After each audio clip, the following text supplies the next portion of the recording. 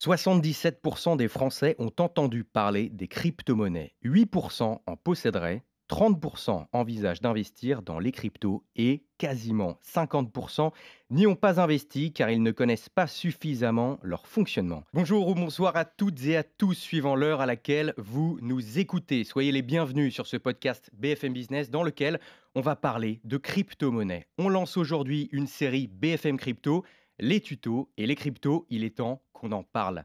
En effet, pour commencer, je vous propose quelques chiffres issus d'un sondage Ipsos et d'une étude menée par les équipes de Blockchain Partner de KPMG pour le compte de l'ADAN, l'Association pour le développement des actifs numériques, étude sortie en février 2022 qui propose un état des lieux du secteur crypto en France.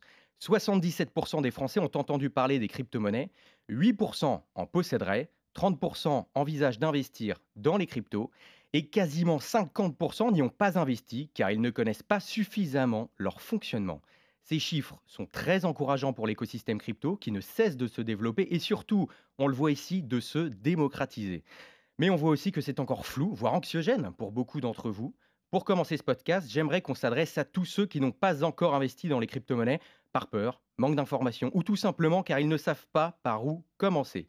Et également à ceux qui ont déjà fait le premier pas et qui souhaitent investir de manière plus sereine et réfléchie. Pour ce faire, on commence tout de suite une série de 3 épisodes pour vous guider dans vos premiers pas dans l'investissement en crypto-monnaie. Et je ne suis pas seul. J'ai la chance d'être accompagné par le plus populaire des youtubeurs francophones de l'univers blockchain et crypto, Owen Simonin, alias Asher, qui comptabilise plus d'un demi-million d'abonnés sur sa chaîne. Salut Owen. Salut Amaury. Owen, tu es aussi à la tête de Just Mining, société française spécialisée dans l'investissement en crypto-monnaie, mais aussi d'autres entreprises du secteur. Et on te retrouve notamment chaque vendredi sur BFM Business en direct de 16h30 à 17h dans les pros des cryptos présentés par Guillaume Sommerer. Owen, on a donc aujourd'hui une mission. On a 3 épisodes ensemble pour la réaliser. D'accord. Permettre à toute personne ayant suivi ces 3 épisodes de réaliser ses premiers investissements en crypto de la manière la plus simple, sécurisée et éclairée possible. Mais avant toute chose, je vais citer Guillaume Sommerer, qui présente l'émission BFM Bourse en direct de 15h à 18h du lundi au vendredi sur BFM Business, que j'ai le plaisir de produire à ses côtés. Surtout, n'investissez que l'argent que vous êtes prêt à perdre. C'est la règle de base. Ceci étant dit, on peut y aller. Avec plaisir. Owen, il existe plusieurs manières d'acheter des crypto-monnaies. La méthode la plus souvent utilisée et surtout qui est la plus simple quand on débute, c'est de se rendre sur une plateforme d'échange qu'on appelle un exchange ou broker. Pour commencer, Owen, c'est quoi un exchange, un broker? Alors en fait, ça va être une plateforme qui va être habilitée, soit en fonction des lois de son pays, soit de par sa compétence dans les pays où il n'y a pas de régulation, à proposer justement à des particuliers des moyens de paiement. Pour le coup, ça va être des moyens de paiement du monde traditionnel, hein, le paiement par carte bleue, le paiement par virement. Des fois, certains acceptent même d'autres moyens de paiement en échange de crypto-monnaies. Et qui va en proposer une certaine quantité en fonction généralement de la demande, ou alors des restrictions, parce que certaines crypto-monnaies peuvent être interdites dans certains pays ou doivent être assujetties à certaines restrictions. Et en fonction de ça, les brokers ou les exchanges vont proposer aux utilisateurs de se munir de crypto-monnaies. D'accord. Et il en existe plusieurs dizaines, voire centaines. Comment est-ce qu'on va choisir le nôtre, en particulier quand on débute? Alors, quand on est débutant, je recommande réellement de rester sur Bitcoin ou sur la deuxième plus grosse crypto-monnaie, l'Ether. Pourquoi? Simplement parce que Alors ça demande du temps. je parlais plutôt Oui. des exchanges, des plateformes. Ah, pardon. Hem, Alors, pour du coup commencer. ça marche. Alors, pour le coup, il y a vraiment différentes plateformes sérieuses, il faut bien le comprendre. Si on est en France, on peut se tourner vers les PSAN. PSAN qui sont des prestataires de services d'actifs numériques, donc qui ont été régulés par l'autorité des marchés financiers. Des noms assez connus, on a le fameux Coinhouse, hein, français, hein, qui est un broker qui permet d'acheter, de vendre. Naturellement, j'aurais envie de parler de notre entreprise Descoin qui fait exactement le même service. Il y a également des géants à l'international, hein. On a Coinbase, qui est l'une des plus grosses entreprises, l'un des plus gros brokers au monde, qui n'est pas régulé en France, mais qui est au Nasdaq, aux États-Unis, par exemple. Ou encore Binance, qui vient à peine de s'enregistrer en France en tant que PSAN et qui est la plus grosse plateforme d'échange du monde. Le tout étant de faire une chose très simple, de comprendre qu'on doit aller sur une plateforme sérieuse et ensuite de ne pas tomber sur une plateforme qui se fait passer pour quelqu'un qui est capable et qui fait ça de façon sérieuse, alors que très rapidement sur Internet, en se renseignant, on peut trouver 5, 10 ou 15 entreprises sérieuses qui proposent ces services. Et tu parlais du PSAN justement. Est-ce que c'est, réellement important que la plateforme ait cet agrément et qu'est-ce que ça va changer concrètement?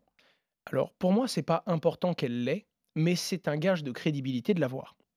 Encore une fois, Coinbase, qui est le géant américain, l'un des plus grands brokers au monde, n'est pas PSAN en France. Ça ne veut pas dire qu'ils sont pas sérieux. Et heureusement, pour l'instant, il n'y a même pas encore de régulation dans toute l'Union européenne. Coinbase n'a pas le temps d'aller dans tous les pays un à un pour essayer de réclamer l'enregistrement. D'ailleurs, ce n'est pas un agrément, c'est un enregistrement pour la plupart des entreprises. Et donc, naturellement, ne pas l'avoir n'est pas obligatoirement un défaut.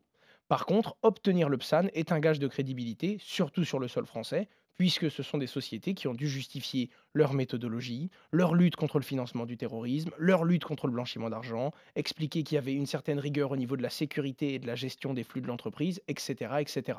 Donc ne pas l'avoir n'est pas justement un problème, mais l'avoir est un gage de crédibilité. Bon, donc avec ça, avec PSAN de préférence, si on a le choix. Il y a aussi un autre critère au-delà du gage de sérieux de la plateforme. Voilà, tout ce qui est, par exemple, l'histoire des frais. Donc moi, si j'ai bien compris, il y a 2 types de frais. On va avoir des frais à la fois visibles et des frais à la fois invisibles, voilà, et Tout ça, à c'est fait. au niveau des spreads. Est-ce que tu peux nous en dire plus, Owen? Déjà pour les frais visibles. Alors, déjà, les gens me demandent souvent combien ça coûte. Bon, bah, ce qu'il faut comprendre, c'est que ça va dépendre du prix du Bitcoin ou du prix de la crypto-monnaie que vous allez acheter, hein, Parce la que je précise quantité. juste déjà, quand on s'enregistre, quand on crée un compte sur une plateforme, ça ne Oui. coûte rien, tant qu'on Tout, ne met non, pas non, d'argent. c'est totalement gratuit. J'ai déjà vu des plateformes qui demandaient à payer pour, mais non, c'est gratuit. D'ailleurs, si on vous demande de payer, inquiétez-vous, c'est comme ouvrir un compte sur une société qui permet d'acheter des actions en bourse. Normalement, on paye quand on achète ou on paye des commissions, mais on ne doit pas payer pour ouvrir son compte. Pas de frais d'inscription. Non. Donc, du coup, les premiers frais, donc les frais visibles, comment ça se passe? C'est au moment où on met de l'argent? Tout à fait. En fait, ça va dépendre du moyen de paiement. Par exemple, par carte bleue, il y a un peu plus de frais que par virement bancaire, hein. Ce sont des frais qui viennent de l'outil carte bleue. Pardon, par carte de crédit, il y a plus de frais que par virement bancaire, hein. Ça vient souvent de l'outil qu'on utilise pour accepter les flux de cartes de crédit ou de cartes de débit. Et en fonction de ça, la plateforme va annoncer: «Moi, je prends 1 de frais» ou «Moi, je prends 2, 3, voire même 4 des fois par carte». Ça veut dire quoi? Ça veut dire que si vous achetez, par exemple, 100 euros de bitcoin, techniquement, vous êtes censé recevoir 96 ou 97 euros de bitcoin puisque la plateforme aura conservé une petite quantité des bitcoins que vous achetez, c'est-à-dire sa commission. Jusque-là, tout est très simple, ça, tout le monde est capable de le comprendre. Mais il y a quelque chose que l'on oublie de dire, et on n'en parle pas souvent quand on parle des premiers achats de crypto, c'est ces fameux frais cachés, le spread. En gros, comment fonctionne le spread? Ça va être une entreprise qui va dire: «OK, moi j'ai mes frais officiels de 2 et le prix du bitcoin est comme ça pour moi». Et globalement, imaginons que tu es client et que tu viens acheter chez nous du bitcoin. Si on te dit: «Oui, oui, en fait, on t'en a donné moins, mais pour nous, le bitcoin, il est plus cher qu'ailleurs». En réalité, le spread, ça va être le prix, la différence entre la réalité du prix moyen du bitcoin dans le monde. Si la plateforme vous dit: «Il y a aucun frais chez nous», mais quand vous arrivez sur le site internet, vous vous rendez compte que le bitcoin est chez elle plus cher qu'ailleurs, ça veut dire qu'ils vont avoir à vous en donner moins. Et donc le prix, c'est-à-dire le spread que va appliquer la plateforme, peut être une façon de se rémunérer en plus parce que elle va vous vendre un bitcoin qu'elle n'a pas payé à ce prix-là et qu'elle a payé un petit peu moins cher. L'accumulation des deux fait que certaines plateformes prennent de vrais gros frais, mais dès qu'on est un petit peu averti, dès qu'on se renseigne et qu'on attend de regarder le vrai prix du bitcoin, on va sur les réseaux, on va notamment sur CoinMarketCap, qui est l'un des plus gros sites internet pour consulter le prix du bitcoin. On voit le prix moyen sur des milliers de plateformes et donc très difficile de la faire à l'envers à quelqu'un qui s'est renseigné un tout petit peu. Donc, si je résume, on a quand on avant au moment de choisir sa plateforme, on Oui, a la première partie des frais visibles, ça qu'on connaît avant de faire l'achat, tout à fait. mais entre 2 plateformes, c'est-à-dire je parle des frais visibles, entre 2 plateformes, il peut y avoir une qui peut paraître moins chère au départ, mais qui en fait peut être plus chère qu'une autre parce que dans les frais invisibles avec cette histoire de spread, ça peut être Exactement. trompeur. Ouais, c'est ça, il y a la commission sur ce que l'on achète, mais il y a également le prix de ce que l'on achète. Les gens disent: «Oui, ça c'est le prix du bitcoin, c'est pas nous». Si vous vous rendez compte qu'ils vous vendent un bitcoin, 2, 3 ou 400 € à la pièce bien sûr, hein, plus cher que la plupart des autres plateformes, c'est peut-être comme ça qu'ils font leur commission. Et ça, comment on peut le vérifier? C'est-à-dire qu'il faut au moment où on veut acheter, il faut regarder sur CoinMarketCap et en même temps le prix de c'est ça? Moi, c'est ce que je faisais au début. Alors, j'ai fait une vidéo sur ce sujet-là et dans la vidéo, je prends un tableau et je m'amuse à le faire. Frais réels, frais cachés et on se rend compte qu'il y a des plateformes qui disent: «Oui, nous, on a 3 de frais». On se dit: «Ouais, c'est peut-être un peu beaucoup» et il y a des plateformes qui disent avoir 1 de frais qui, en réalité, en prennent beaucoup plus pour ça et donc c'est dur. Il y a des acteurs qui sont plus transparents mais qui ont l'air de prendre plus que d'autres. Donc oui, si on veut vraiment avoir la bonne pratique, en réalité 0,1 ou 0,2% de frais, en plus, c'est pas grave. Ça dépend encore une fois du montant.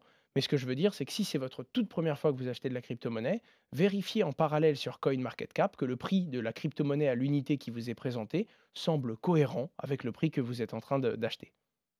OK, et quand on débute justement, j'imagine qu'il y a des plateformes qui sont plus ou moins complexes d'utilisation. Il y en a qui peuvent être plus ou moins simples. J'imagine que c'est un critère à prendre en compte aussi? Alors là, les quelques plateformes qu'on a citées tout à l'heure sont très simples. Coinbase l'est également. Binance, c'est un petit peu plus compliqué parce que Binance, c'est un exchange. Ce qu'il faut comprendre, c'est que la différence entre un exchange et un broker, bon, les 2 peuvent vous permettre d'acheter de la crypto-monnaie. Mais un exchange, lui, à la base, il permet à des gens comme toi d'échanger avec des gens comme moi. C'est une plateforme qui met en relation des acheteurs et des vendeurs. Alors qu'un broker, c'est quelqu'un qui te dit: «Le prix, c'est ça. Moi, tu me donnes des euros ou des dollars et moi, je te donne de la crypto-monnaie». Mais ce qu'il faut également comprendre, c'est qu'il y a plein de plateformes d'échange qui ont des services de brokers et il y a des brokers qui ont des petits exchanges secondaires. Donc, c'est pour ça qu'on met les 2 dans le même panier puisque les 2 proposent d'acheter directement de la crypto-monnaie et surtout de la retirer pour en faire ce qu'on veut. Il y a des applications mobiles qui vont vous permettre d'acheter de la crypto-monnaie, mais c'est pas vraiment de la crypto, vous ne pouvez pas la retirer. C'est juste qu'on vous a fait acheter un truc qui a le même prix que le Bitcoin, qui va vous faire gagner de l'argent si le Bitcoin monte et qui va vous en faire perdre si le Bitcoin baisse. Moi, je vous parle de plateformes où vous pouvez retirer plus tard sur votre propre portefeuille la crypto-monnaie que vous venez d'acheter et sortir de tout intermédiaire finalement, parce que c'est quand même le but des crypto-monnaies. Vous pouvez détenir vous-même votre argent. Et au niveau du il y a aussi 2 autres peut-être, points à prendre en compte. Il y a les services proposés. Quand on débute, est-ce que par exemple, voilà, est-ce que tu peux, nous citer, enfin, si pour un débutant, tu parlais de Coinbase par exemple, de Binance, il y en a d'autres évidemment, hein. On précise que toutes les entreprises, les plateformes qu'on cite là, sont des plateformes adaptées pour les pays européens et la France. Si vous êtes dans un autre pays, il est possible que ces plateformes ne fonctionnent pas. Tout à Voilà. fait. Hem Et après aussi au niveau du nombre de cryptos proposés. Il y a des plateformes, je sais que par exemple, Binance propose beaucoup plus de cryptos que Coinbase. Tout à fait. Alors, encore une fois, si vous êtes débutant, je vous déconseille d'arriver et de vouloir acheter 17 crypto-monnaies. Si on achète les plus grosses, du Bitcoin, de l'Ether, on va acheter les monnaies sérieuses. C'est-à-dire qu'on va se tourner vers les monnaies qui représentent l'écosystème en général. D'ailleurs, quand Bitcoin perd de la valeur, la plupart des crypto-monnaies en perdent. Quand Bitcoin prend de la valeur, la plupart des crypto-monnaies en prennent aussi. Contentez-vous de Bitcoin ou d'Ether, puisqu'à eux deux, ils représentent tout l'écosystème.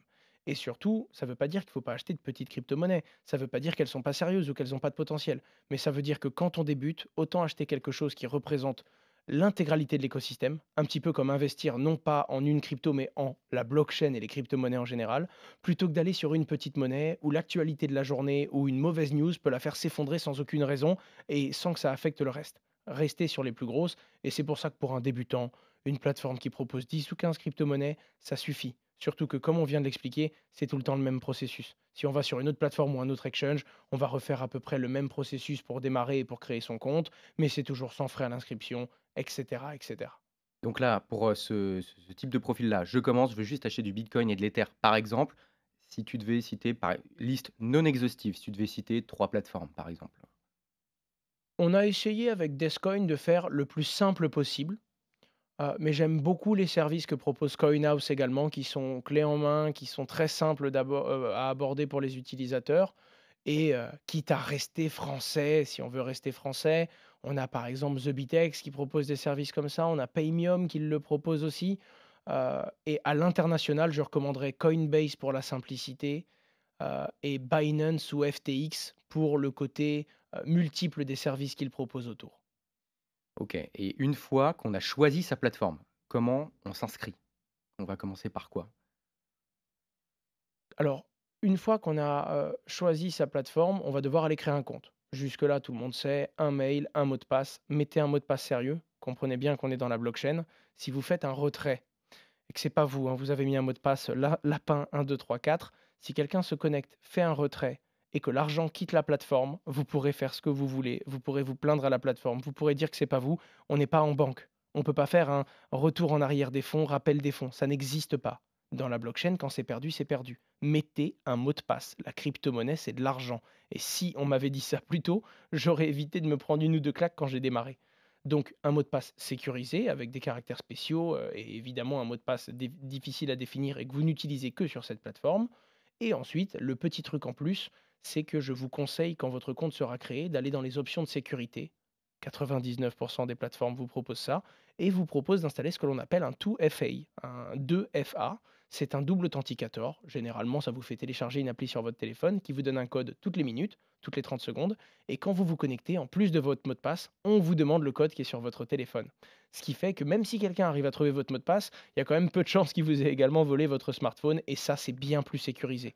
Certaines plateformes proposent de le faire par SMS, mais par SMS, on peut copier votre carte SIM. Bref, c'est pas aussi sécurisé qu'une application comme Google Authenticator ou comme YubiKey qui va vous donner un code et qui va vous permettre en fait de vous double authentifier à chaque fois que vous vous connectez. Ça, c'est robuste et c'est pour moi la base de toute ouverture de compte. Et ensuite, il y a un aspect réglementaire. L'aspect réglementaire, c'est un KYC. Ça veut dire Now Your Customers. Et ça veut dire que les plateformes régulées sont obligées de demander des informations, comme quand tu ouvres un compte en banque, par exemple. Pièce d'identité, justificatif de domiciliation et évidemment des documents supplémentaires en fonction de si tu viens acheter 100 euros de crypto-monnaie ou si tu es un gros investisseur qui investit des millions. On va te dire attends, attends, attends, attends, origine des fonds, on va te faire remplir des formulaires, on va te demander en fonction de ce que tu veux faire plein d'informations parce que le monde des crypto-monnaies est régulé, surtout en France. OK, très clair, merci. Et une fois qu'on a fait toutes ces procédures-là, que le compte est sécurisé, qu'on s'est inscrit, il va falloir mettre de l'argent sur la plateforme. On l'a un peu abordé tout à l'heure avec l'histoire des frais. Donc, c'est quoi les différentes manières de mettre de l'argent? On peut faire un virement par carte, on peut La payer plupart du direct. temps, c'est ça, hein. Carte bleue ou virement, c'est 90% des moyens de paiement. Qu'est-ce que tu recommandes, toi? Heu, alors ça va vraiment dépendre. Moi, je suis évidemment pour le moins cher. Je recommande le virement la plupart du temps. Heu, c'est par exemple, Swissborg, qui est un gros acteur que j'ai pas cité tout à l'heure, eux ne proposent pas la carte. Beaucoup d'acteurs proposent que le virement. D'ailleurs, dès qu'on veut envoyer quelques milliers d'euros, autant passer par du virement que de passer par la carte. En attendant, si on veut faire un petit achat rapide pour essayer, payer 1% de plus, c'est pas grave sur 100 euros. C'est ça que je veux dire. On commence à optimiser le moyen de paiement quand on investit sur un plus gros montant. Pour commencer, je recommande à toutes les personnes qui nous écoutent, pour commencer, même si elles veulent investir quelques milliers d'euros, de commencer par quelques dizaines, ne serait-ce que pour se faire la main.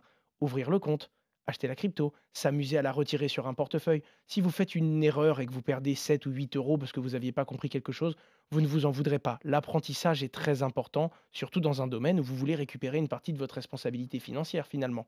Et donc à ce moment-là, pour la carte bleue, ça marche très bien. Ensuite, il y a également des façons de mettre des virements automatiques ou des paiements automatiques pour en racheter tous les mois. Ça va dépendre du montant et il y a des plateformes sur lesquelles les frais entre les deux, la carte ou le virement, sont du pareil au même en réalité. Mais là où je fais attention et où je me tourne plutôt vers le virement, c'est quand j'essaye d'acheter des quantités qui sont plus grosses. Bon, et puis il y a une question que je vois venir et de très loin. Au moment où on enregistre ce podcast, il y a plus de 19 000 cryptomonnaies qui existent. Ouais. Tu recommandais tout à l'heure pour un débutant ou une débutante de se concentrer plutôt sur Bitcoin et Ether. Voilà, je me doute qu'il y en a qui vont vouloir, toucher un peu à autre chose. Si c'est le cas, comment on pourrait sur quels critères on pourrait sélectionner les autres cryptomonnaies qu'on achèterait? Alors, c'est très délicat. Parce que là, ce serait répondre à quitte à investir dans une entreprise, laquelle choisir. Un projet, une crypto-monnaie, c'est un objectif, c'est une équipe, c'est une entreprise qui est peut-être créée comme une entreprise ou au contraire, c'est peut-être juste une idée parce qu'en fonction du pays, on n'a pas besoin de créer d'entreprise. Il y a des bonnes entreprises qui ont des mauvaises crypto-monnaies et des super crypto-monnaies qui ont des super mauvais projets. Donc c'est très délicat, je ne peux pas répondre. Et globalement, j'avais commencé une série sur ma chaîne YouTube pour expliquer comment bien choisir son projet. J'ai fait que la première partie, ça m'a pris 30 ou 40 minutes de vidéo pour expliquer comment ne pas tomber sur une arnaque, déjà. La réalité, et je vous la résume en une phrase, c'est se renseigner, s'éduquer. Éviter 2 choses. Déjà, le biais cognitif du collègue qui vous dit: «Oui, oui, mais je sais de quoi je te parle, achète ça». Généralement, c'est comme ça qu'on vient à la crypto et c'est pas mal de se laisser bercer par ça. On peut même y mettre un petit peu d'argent, mais ne pas simplement investir parce qu'on nous a dit d'investir. Les gens viennent chercher de l'argent facile. Il n'existe pas, même dans la crypto-monnaie. Je suis désolé, vous pouvez éteindre votre ordinateur, c'est terminé. La réalité, c'est que l'argent rapide existe, vous pouvez gagner rapidement dans les crypto-monnaies, et certains ont gagné rapidement dans les crypto-monnaies, mais uniquement parce que vous pouvez perdre rapidement. Ça va dans les deux sens. Et donc, l'argent rapide, oui, mais toujours pas l'argent facile parce qu'il n'y a pas de secret et il n'y a pas de oui, appuie ici et on va multiplier par deux ton bitcoin. Non, c'est de l'argent. Et si je vous propose de multiplier par deux un billet de 100 euros, il y a peu de chances que vous me le donniez parce que vous ne me croirez pas. Eh bien, c'est pareil dans le monde de la crypto-monnaie. Gardez ce recul. Faites-vous peur, indirectement. Et à ce moment-là, vous pouvez vous intéresser à d'autres cryptos. Dans un premier temps, commencez par les plus connues, c'est-à-dire celles qui ont le plus de volume, où il y a le plus d'investisseurs derrière. Le mieux, c'est d'aller du coup sur CoinMarketCap ou encore CoinGecko, qui sont des sites qui vous référencent les plus grosses crypto-monnaies. Et vous regardez, et ensuite, renseignez-vous. Comment ça marche? Pourquoi? Ensuite, allez un peu plus loin. Quelle équipe? Régulée ou non dans quel pays? Et ensuite, finalement, dites-vous bien, est-ce que je suis prêt à perdre cet argent? Si vous n'êtes pas prêt à le perdre, il va se passer 2 choses. Premièrement, vous vous mettez vous-même en danger dans une situation délicate auquel vous devez jamais arriver normalement. Ça, c'est le premier point. Et le deuxième point, c'est que vous ne serez même pas un bon investisseur. Car si vous commencez à avoir la boule au ventre quand la crypto-monnaie perd de la valeur, vous allez prendre des mauvaises décisions, comme une cascade d'engagement. Vous risquez de revendre. Et si ça remonte, vous allez racheter. Et si ça redescend, vous aurez reperdu encore plus. Les sentiments sont un ennemi. Et dans le monde de la crypto-monnaie, tout le monde invite un particulier à prendre ses propres responsabilités. Vous n'êtes pas trader, je ne le suis pas non plus, et pourtant ça fait des années que j'achète des crypto-monnaies. Donc ne vous sentez pas trader, ne pensez pas que tout est facile du jour au lendemain parce que vous avez gagné ou perdu sur un coup de chance. Ce qu'il faut bien comprendre, c'est que vous devez prendre de la distance, vous devez vous renseigner, prendre le temps d'apprendre. Point. C'est tout. Il y a pas de secret. Ça marche tout le temps comme ça dans la vie, en tout cas la plupart du temps. Renseignez-vous, éduquez-vous, il y a tout en français, que ce soit des vidéos sur YouTube et c'est mon métier, que ce soit des articles. On a énormément de médias qui font un travail formidable. Journal du Coin, Cryptost, Coin Academy, et je pourrais en citer tant d'autres. On a BFM qui maintenant éduque toutes les semaines dans de multiples contenus et plein de gens qui répondent à des questions individuelles et plein d'autres médias autour. C'est facile de prendre 10 minutes par semaine pour se renseigner avant d'acheter n'importe quoi. Owen, on peut aussi, par curiosité, regarder on peut consulter les différents projets de chaque crypto-monnaie sur ce Oui. qu'on appelle un white paper, un livre blanc. Voilà, est-ce que tu peux nous dire rapidement, 2-3 mots là-dessus? Alors, pour faire très simple, je vais vulgariser, mais c'est un peu le business plan du projet. Après, il y a des blockchains qui sont des fois très techniques. Il y a des projets blockchain qui veulent proposer un moteur blockchain qui fonctionne mieux.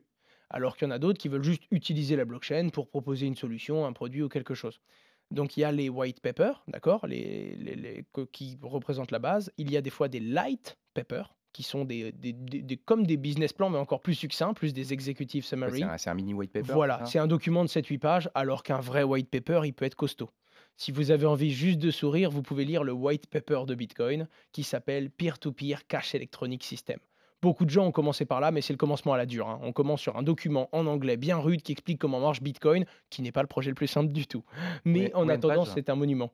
Je ne saurais même pas te dire, mais il me semble il fait pas 70 pages, quoi. J'ai peur de dire une bêtise, mais dans ma tête, j'ai une quinzaine ou une vingtaine de pages. Bon, et ben allez le voir et comme ça vous saurez, vous allez apprendre plein de choses. Maintenant, les white papers sont beaucoup plus parlants. Ils sont imagés, ils expliquent qu'est-ce qu'on veut faire, comment et pourquoi. Faites juste attention à pas vous laisser berner parce que dans la plupart des white papers, une révolution vous est promise, le monde change et faites également attention aux projets qui vous garantissent un rendement. Un bon projet, c'est un projet qui a un objectif. On veut construire ça pour régler tel problème. C'est pas un projet qui va vous faire gagner de l'argent. Attention à ce discours-là, c'est souvent un problème. Et il y a également des technical papers qui sont des papiers vraiment focus sur comment ça marche techniquement, comment est-ce qu'on valide les transactions, comment est-ce que c'est sécurisé, mais ça, c'est très très loin du débutant, même si pour quelques profils techniques, ça peut donner du grain à moudre. Et une fois qu'on a choisi les cryptos dans lesquels on voulait investir, hem, est-ce que tu pourrais donner un conseil à donner, je sais pas moi, sur la répartition, par exemple? La répartition, typiquement, un débutant qui veut juste rentrer sur Bitcoin et Ether. Alors En là, c'est très très pourcentage, dur parce si qu'il y a tu différentes répartitions. Il y a la répartition sur ce que vous avez, ça c'est à vous de le faire. Mettez un montant raisonnable de vos finances, ne serait-ce que pour être tranquille dans votre tête si ça monte ou si ça descend. Certains parlent de 2 à 5%. Si vous avez une appétence technologique un peu plus, à vous de voir. Et si ça devient votre métier, naturellement, vous serez plus exposé. Ensuite, sur quelle monnaie? Pour un débutant, vraiment, je recommande un bon 50% Bitcoin, 25 à 30% sur de l'Ether, et le reste, vous pouvez vous amuser. Mais encore une fois, ce serait un mauvais conseil pour quelqu'un qui est un expert de quelques projets, qui va devoir s'exposer à ces projets-là. Mais commencez tranquillement, commencez avec la volonté de découvrir comment ça marche et comment ça tourne, avant de vous dire je vais gagner, parce que non, vous ne gagnerez pas au début, sauf si vous avez de la chance. Oui, juste pour finir sur la méthode d'investissement, il y a une méthode qui existe, qui s'appelle le DCA, le Tout à dollar fait. cost average. S mmh. Est-ce que tu peux nous en dire 2 mots? C'est la meilleure chose à faire. C'est le dollar cost average, c'est quand on va acheter un petit morceau régulier tous les mois. En gros, même si le Bitcoin prend beaucoup de valeur ou perd beaucoup de valeur, ça vous affectera moins parce que quel que soit son prix, vous allez accumuler, c'est ce qu'on appelle l'accumulation quantitative. Vous allez chaque mois racheter une petite quantité de crypto-monnaie, quel que soit son prix. Le Bitcoin est un très bon placement sur du long terme. D'ailleurs, aujourd'hui, même si les performances passées ne préjugent pas des performances futures, euh, toute personne ayant détenu du Bitcoin pendant plus de 3 ans a gagné de l'argent. Parce qu'on vise le long terme. Mais pour viser le long terme, il ne faut pas être pris par ses sentiments, il ne faut pas avoir peur quand ça baisse, et donc il faut avoir investi un montant raisonnable des finances que l'on était prêt à mettre en jeu. L'investissement régulier, que l'on peut régler par virement automatique ou par carte bleue, est proposé par la plupart des plateformes que je vous ai citées précédemment, et c'est un super moyen pour un débutant, puisqu'il va se désindexer du ça monte, ça baisse, c'est bien, c'est pas bien, il va rentrer un petit peu tous les mois, et ça va venir lisser le prix d'acquisition de la crypto-monnaie ou des crypto-monnaies qu'il a choisi. Voilà, donc on prend de la distance avec ce qui se passe sur les cours et on lisse nos investissements, donc c'est l'idéal, voilà, pour Tout en commencer. se renseignant. Exactement. Donc vous avez maintenant les bases pour faire vos premiers achats, mais on le rappelle, ne dépensez que l'argent que vous êtes prêt à perdre. Et maintenant que vous avez vos premières cryptos, il faut que vous sachiez quelque chose. Tant que ces dernières sont sur la plateforme, vous n'en êtes pas réellement propriétaire. Elles sont à votre nom, mais dans les faits, c'est la plateforme qui la stocke qui en est la propriétaire. Alors que faire? Où les stocker? Comment les sécuriser? Owen, tu restes avec nous et on explique tout dans le prochain épisode. À tout de Avec suite. plaisir.